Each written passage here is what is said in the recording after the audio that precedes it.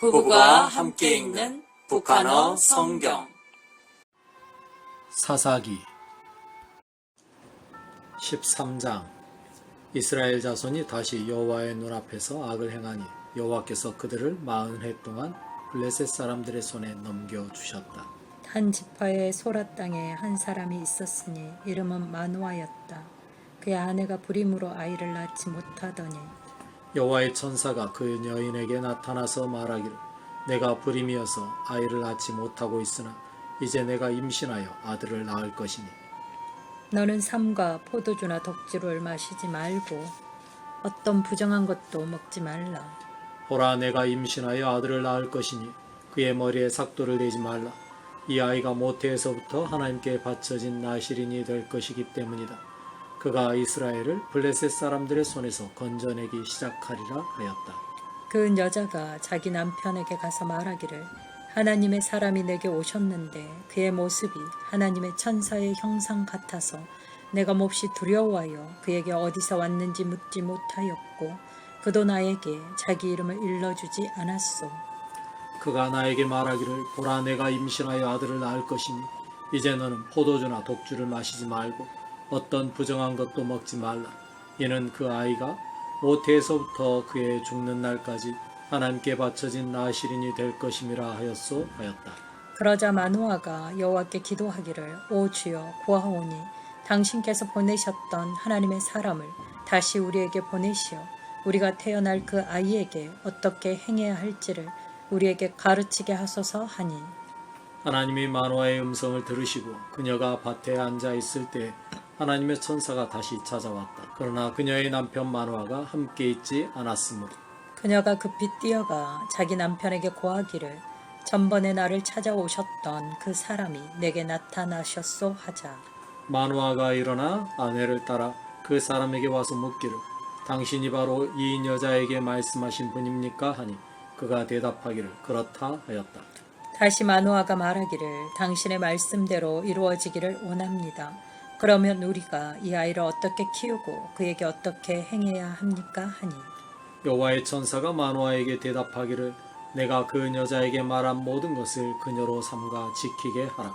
그녀가 포도나무에서 난 것을 먹지 말고 포도주나 독주도 마시지 말며 어떤 부정한 것도 먹지 말고 내가 그녀에게 명령한 모든 것을 삼가 지켜야 한다 하였다. 마누아가 여호와의 천사에게 말하기를 청컨대 당신은 여기에 잠시 머물러 계시고 우리가 당신을 위하여 염소 새끼 한 마리를 준비하게 해 주십시오 하니 여호와의 천사가 마누아에게 말하기를 내가 나를 머물게 하더라도 나는 내 음식을 먹지 않으리라. 내가 태움 제물을 준비하기 원하면 너는 그것을 반드시 여호와께 드리라 하였다. 이는 그가 여호와의 천사라는 사실을 마누아가 알지 못하였기 때문이다. 다시 마누아가 여호와의 천사에게 묻기를 당신의 말씀이 이루어질 때 우리가 당신을 높이려 하니 당신의 이름이 무엇입니까 하자. 여호와의 천사가 마누아에게 대답하기를 어찌하여 너는 내 이름을 묻느냐. 내 이름은 기묘자라 하였다.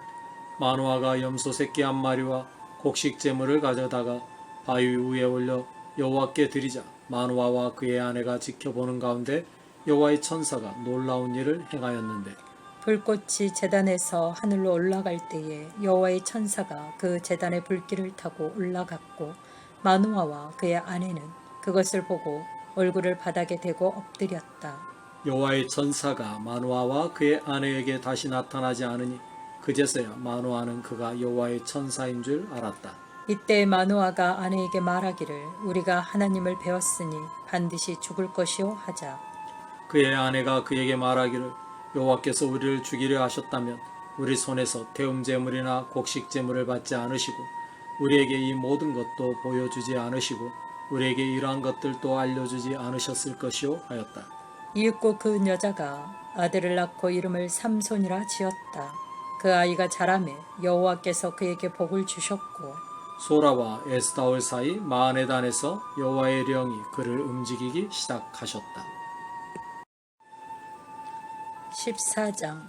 어느 날 삼손이 딥나로 내려갔을 때에 거기서 블레셋 딸들 중에서 한 여자를 보고 올라와 자기 아버지와 어머니에게 말하기를 내가 딥나에서 블레셋 사람의 딸들 중 한 여자를 보았으니 이제 그녀를 나의 아내로 데려와 주십시오 하니 그의 아버지와 어머니가 그에게 말하기를 내 형제의 딸들 중에나 내 백성 중에 여자가 없어서 너는 할례 받지 않는 블레셋 사람에게 가서 아내를 데려오려 하느냐 하였다. 그러나 삼손은 그의 아버지에게 말하기를 그녀가 내 눈에 들었으니 나를 위하여 그녀를 데려와 주십시오 하였다.